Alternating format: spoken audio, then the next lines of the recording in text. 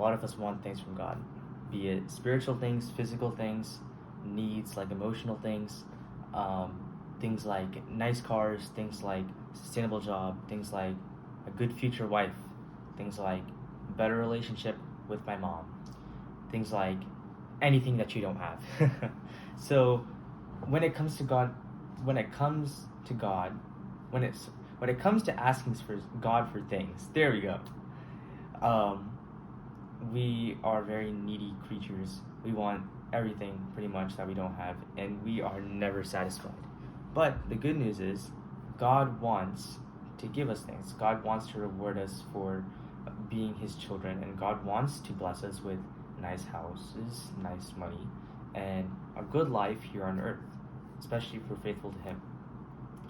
But there is a sort of process, a sort of couple reminders, good reminders that I have to give you here today when we get into this. So I want to talk about the story of Hannah. So Samuel chapter 1, we see Hannah really, really sad over not having a baby. So Hannah's husband had 2 wives, and the other wife was Periana. And Periana had tons of children, and Periana would mock Hannah for not having any, and she'd be like, Hannah would just cry and feel so sad and literally depressed over not having a child, and she'd go to the temple and pray and cry to God like, please God, please, this is the one thing I really, really want. As a side note, I just think that's really sweet, for like the pure desire of a wife just wanting to have children but not being able to. It's such a painful experience, but also I find it kind of sweet that she had that very innocent desire to have a child. But anyway, one thing that I want to point out in the story is this interesting verse. So Hannah wasn't eating, and her husband, named Elkanah, would say to her, Hannah, why are you weeping? Why won't you eat? Why are you so downhearted? Don't I mean more to you than 10 sons?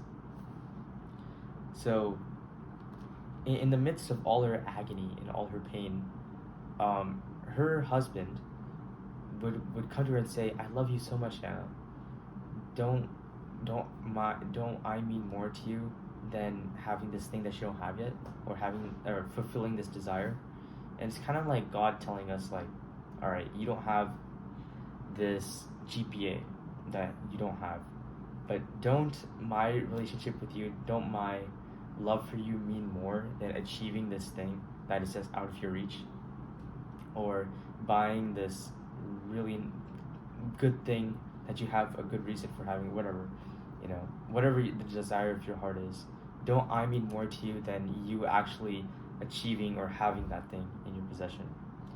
And I find that really encouraging and really interesting. It's an aspect of God that I think we forget about, because this is going to be corny, but like, let's be honest, we like to blame God for things that we don't have. We like to be angry at God.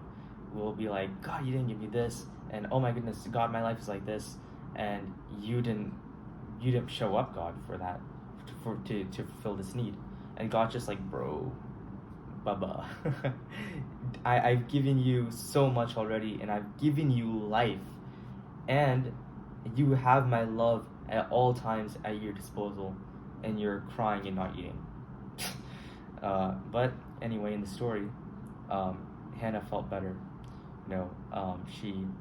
She went to the temple, Eli's temple, with her husband, sorry, oh my goodness, and prayed, and Hannah felt better, and she ate. It says in the Bible. The husband didn't love her less, and when you're in your own mindset and when you're in your own right headspace, you just feel better. Hannah was able to eat after just letting it go. She just left it at God's feet, and she's like, all right, cool. It still hurts me a lot that it's not there, but honestly, she just stopped caring about it. As much as it was weighing down on her. Some people, they walk around with 50-pound weights on their head like this, and they go to class and they go eat dinner with their family and then they go do their work and the weight's just on their head like this, and all they have to do is that they forgot to take it off. That people are forgetting to take off the weight off their head and just put it aside. People are forgetting that you don't have to feel bad.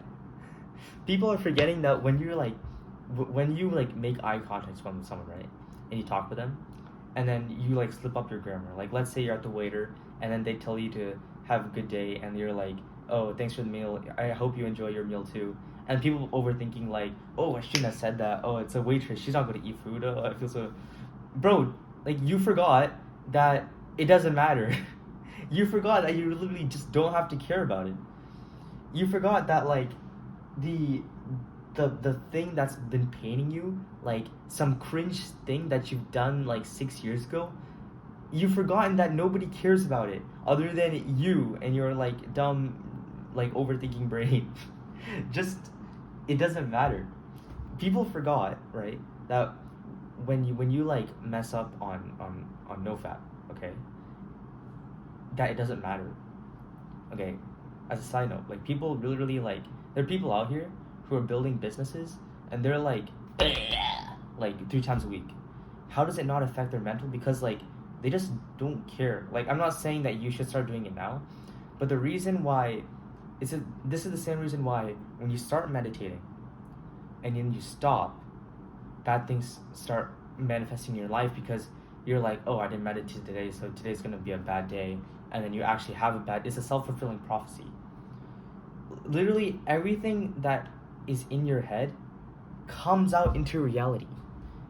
Sometimes it's hard, but you can just literally, after like a bad morning, like let's say you just didn't do anything in your morning routine, you can still have an amazing day because you forgot to just tell yourself, I'm going to have an amazing day.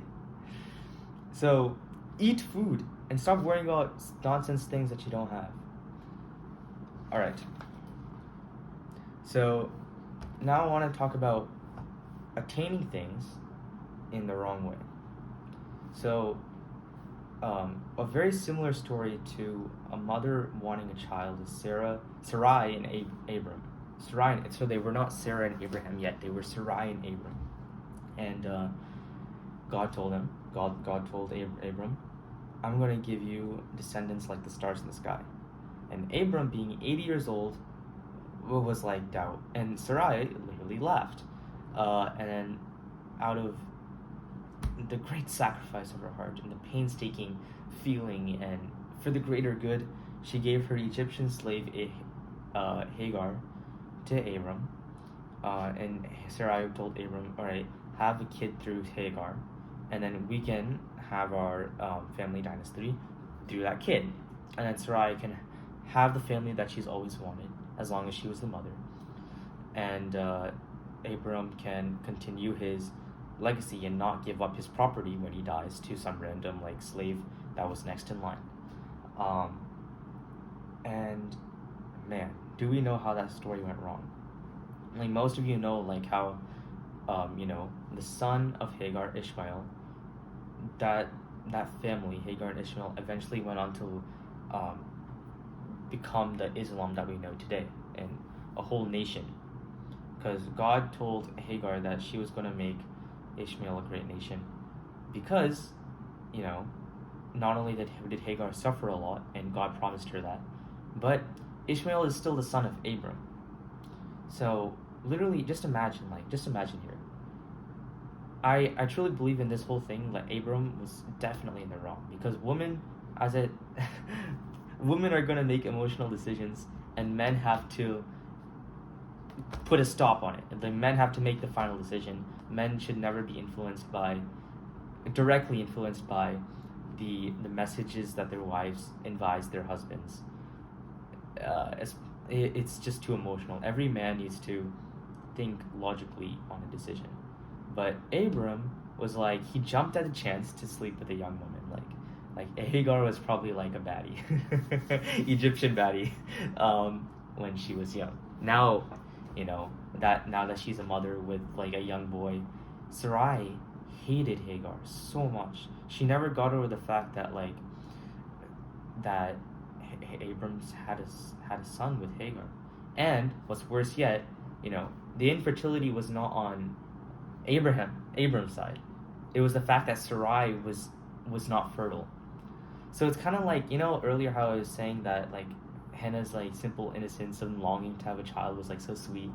Um, Sarah, Sarai also had that longing as a mother, or as a wife at least, to become a mother, but she took a dark route. And this is what I'm warning you against. We can't take dark routes. It will not end well, and this will not give you the pure happiness of achieving that God's way. Okay. Think of a car dealer. Okay. So you go to a car, and then it's like a nice car, and then people out here like, okay, I'll take a loan for the car, and then I'll pay off the car like this percentage every month for the next 5 years. Okay, bro, like, how is that normal? Isn't that like modern day slavery, or like, in the early times it was sharecroppers? Isn't that like modern day sharecropping, where you have to pay someone? Okay, it's your car, right? You're driving it every day. You're using it. Like your kid's sleeping in the back every night when you drive home from, I don't know, who knows where. It's your property, but it's not actually your property. You haven't even paid off the whole thing. How is that nice? How is the idea of loans for things that you can't afford but you want a good thing? How is that normalized? And why are people actually doing that? That's not a good way to do things, okay? Like, if you don't have money, you got to use a bad car. That's just the nature of things. It's like a video game, right? You level up. You don't take a loan for level 100 armor and then pay off. You don't deserve the level 100 armor, to be humbly honest. Like, you got to start with the leather and then go to iron, or maybe you're so good you just work really hard and jump straight to iron, but that hard work was still there.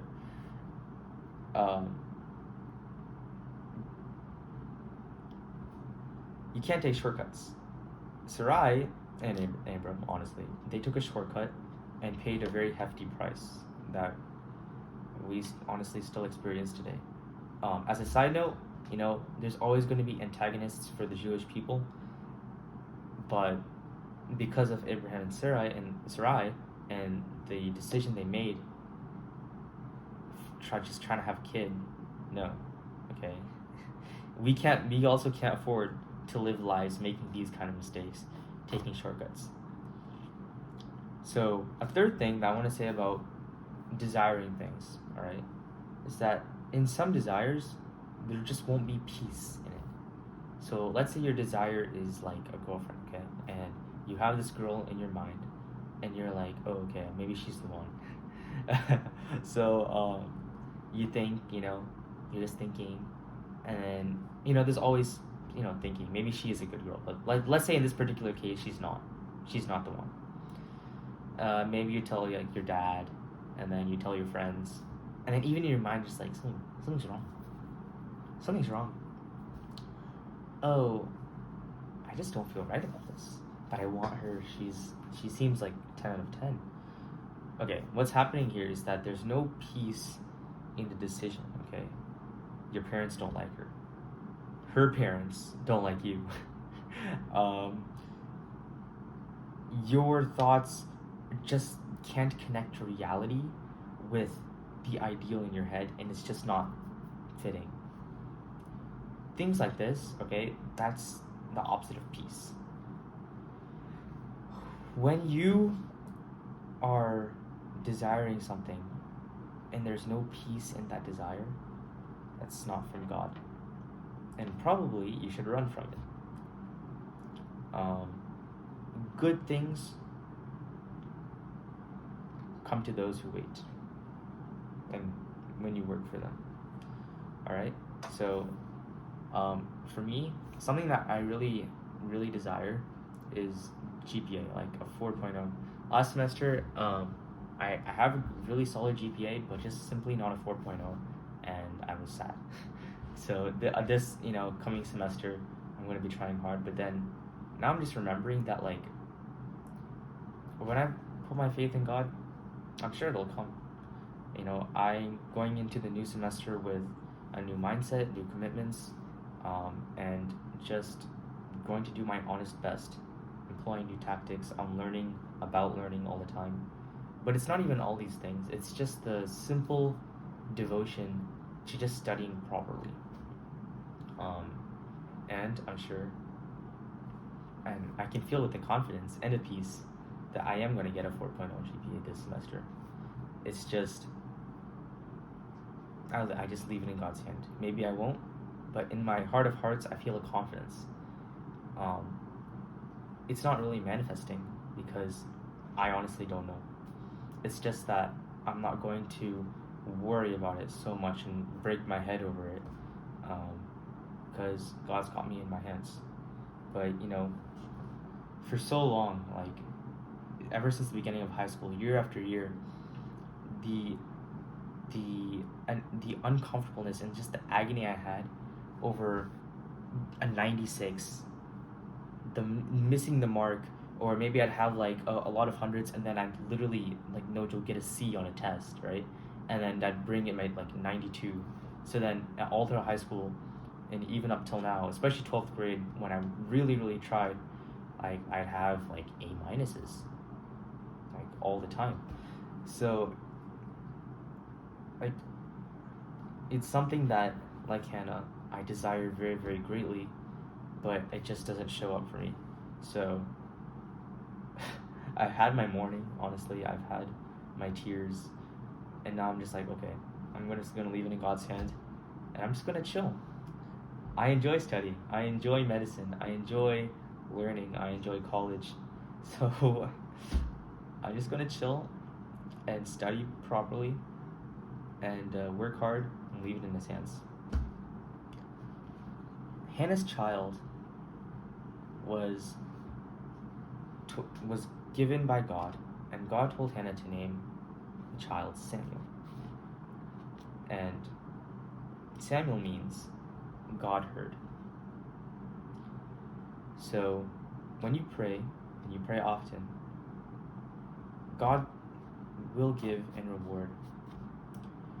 Even Abram and Sarai, they would pray to God, and God rewarded them. They made mistakes along the way,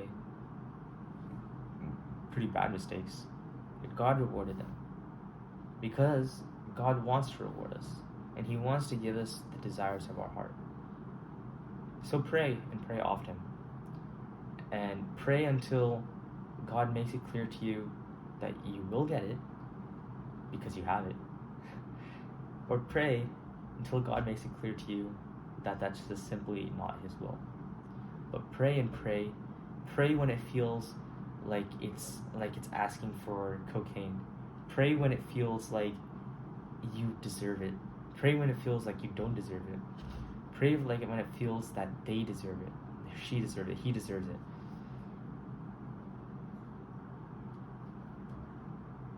It's a walk with God. And when you are in the Word and you are surrounding yourself with good people, you will grow. And He will deliver. God hears. If you liked the video, give me a like. If you did not like the video, dislike, but please, to let me know why. And in the comment sections, let me know who's your favorite Islamic soccer player.